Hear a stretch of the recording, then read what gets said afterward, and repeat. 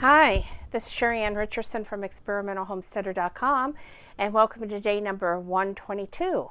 Yes, we've been vlogging for 122 days consecutively now. So, with that said, I don't know if you've been over to the website experimentalhomesteader.com, but we have a whole new website design. Everything is completely redone. I even redid my other website, SheriAnnRicherson.com. So completely updated and new looks. We have a lot of new blog articles because I have been posting every day at 3 o'clock. Today's article was on the prepper lifestyle and how to know if it's for you or not. Definitely those of you that have done it know it is a lifestyle change. Those of you that are thinking about it, let me just say, it is a huge lifestyle change. One that is well worth it, but you're going to have to give things up, some modern conveniences. It doesn't mean you can't have them, because I certainly do, but I have learned how to do without them. For example, when I learned to make butter. Okay, yeah, it's easier to go buy butter, maybe cheaper if you count your time. But the store-bought butter, even the real butter, does not taste anywhere near as delicious as what you make yourself. And knowing how to make that in case of an emergency situation is really important, because you might want butter and not have anything but some milk. Learning how to make ice cream, I'm sure most of us do. How to make your own bread, but not just how to make your own bread. How do you bake bread on an open fire? How do you cook on an open fire? It is a learning curve. You've got to learn how to tell what the temperature is. It's much, much easier in a wood burner oven than it is outdoors, but it can be done outdoors. The reason I say that is there are thermometers you can buy for wood burning ovens, and you can put on the outside of them, and you know what temperature your oven or your wood burner is burning at. It's a little tricky to learn to control that, but again, it can be done. Certainly our ancestors did that. So cooking outside over an open flame is a little bit more tricky, because you don't want the flames coming up and, licking your pans or whatever, because you're going to end up with a problem. You want that flame to die down a little bit and, be pretty mellow, and you need to slowly add new wood to keep it going without causing a flare-up. So things that do take practice, but you're going to be glad that you took the time to learn them while you still have another option, because let's face it, we don't know what tomorrow's going to bring. So I encourage you to take a look, learn how to can your food, learn how to dry food, all of these things. And if you don't have the ability to do that, at least stock up on dried foods and canned foods from the store, because you're gonna always have a need for food. I know when my husband died, it's been 2 years since I've had a garden, and I've been very thankful for the food that we canned and put away, because it has made a difference. I used to feed 2 people on $40 a month. All I had to buy was meat. Okay, that is a huge savings at the grocery store. Yes, it takes a lot of work to grow your own food, to pick it, to preserve it. Yes, I spent hours in the kitchen. Yes, it was hot. Yes, I cheated during canning season, and I sent him out to buy us food sometimes, because I had too much going on in my kitchen. There was no way I was going to cook. And yes, I could have gone outside and fired up the barbecue grill, but I didn't. I said, let's take shortcuts where we can take shortcuts. Let's learn these skills so we have them down. My grandpa actually cans outside over a fire, so it can be done. You just have to know what you're doing, and like I said, now's the time. Don't wait till disaster strikes to decide, because during blizzards here, if you live in an area that has blizzards, you know what the grocery stores are like. Everybody wants to go, oh my gosh, we're going to have a blizzard. Let's go stock up and have empty grocery store shelves. Okay. A serious situation, yes, but I laughed at that because I didn't need to go to the store. I had everything I needed right here. It didn't matter if I lost electricity. I knew what to do to keep my food safe. A lady had told me to take every blanket I had in the house and literally wrap my refrigerator and not to open it. And that would keep it cold for days. Just don't open it. Okay, I had goats outside that I could go milk. I had chickens outside, that I could get to lay eggs. There are tricks of making the chickens think it's laying season. I don't recommend doing it unless you have to. But what I did as an alternative, I froze my goat milk. I froze some of my chicken eggs. Maybe I would have had to pull them out really quick and dehydrate them. And then I would have had to bring batteries inside and deal with the no electricity issue. But again, you can use a car battery to create electricity. It's not unheard of. There are ways. So, with that said, I encourage you to check out that article.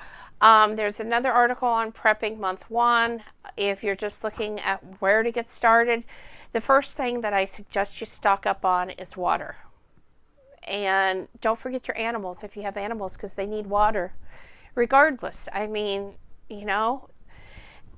you're going to need water for drinking, cooking, and bathing. So check that out. Yesterday I posted on my goals for 2016, and that includes my vlog and blog schedule, as well as my reviewer schedule. Tomorrow I'm going to have some articles up on aromatherapy, and I have everything scheduled. I have one up on goat care that's new, on caring for goat kids. It is goat kidding season, and if your goats are not already kidding, they will be over the next couple of months.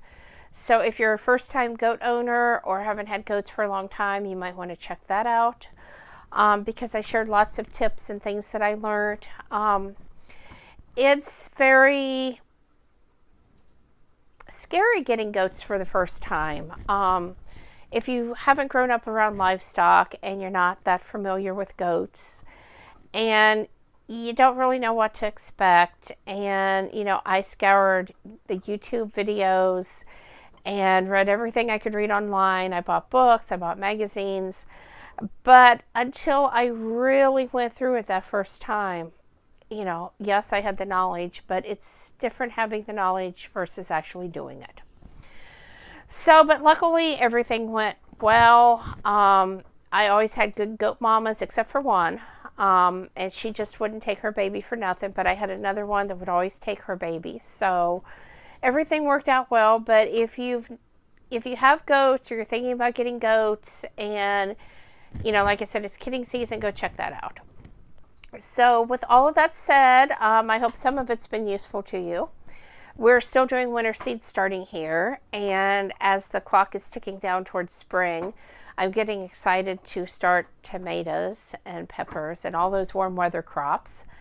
I'm sure you are too. So with that said, I do have some items that arrived here today for review. I do need to tell you I did receive these items for free or at a reduced price in exchange for my honest opinion. All opinions are my own. Okay, the first item is from Camo Chic. Okay. And it is this lovely reversible throw micro mink to Sherpa browning blanket. Isn't that adorable? And I can tell you, just feeling it, it is so soft. Look at that. And I'm really excited about this blanket because even though 2 years ago now, Jeffrey put heat in the house for the first time. Yes, I lived in Indiana, and yes, we do not have a furnace in the house. And yes, I lived with one baseboard heater and one wood burner out in my office for a number of years. The house was often 50 degrees or colder in the winter, but I survived. However, I am very thankful that he has put some wood burners in, and I don't have to do that anymore because it is no fun getting up and having cold feet in the morning when you put your feet on the floor. It's no fun being able to see your breath in your house. So I'm very glad for that. But as usual, blankets are a good thing. They're a great thing to have on hand in case the electricity goes out. So there you go. Okay. I also received this accessory kit for the GoPro. Look at that. Lots of items in here, it looks like. Head straps, chest harnesses, adhesive mounts, suction mounts, tethers, an 8GB micro SD card, fog inserts, quick clips, side mounts, bicycle mounts, a flexible tripod, a floating grip, a selfie stick, a wrist strap, and that's not all. I mean, look at all of those items. So this is going to be a fun kit. I got another remote dog training collar.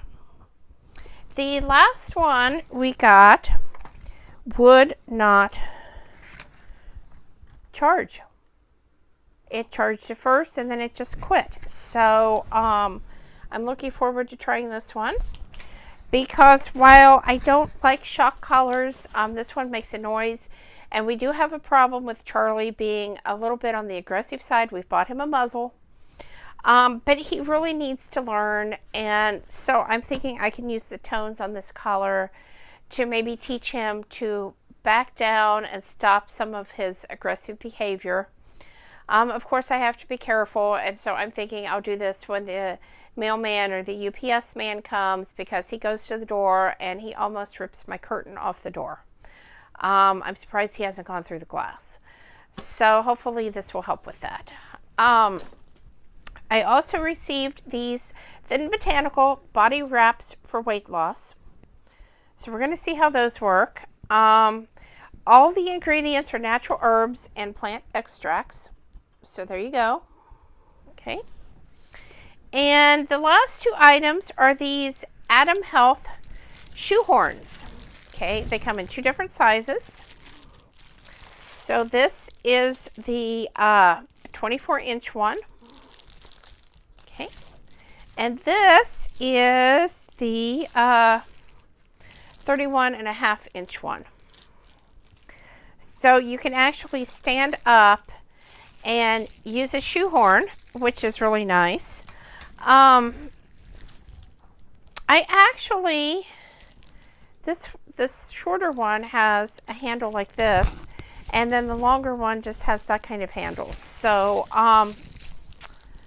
I may not need the longer one, but Jeffrey may, because he's taller than I am. I'm only 5'1". So, but that's definitely going to help when we have an issue trying to get some of our shoes on that are a little bit tight. And I think even with tennis shoes, to keep, you know, that back piece from sticking down, you know how it curls up. So anyway, that's what came in for review tonight, and I think that's about a wrap for our daily vlog. Thanks for watching, and we'll see you back here again tomorrow with another daily vlog. Have a great night.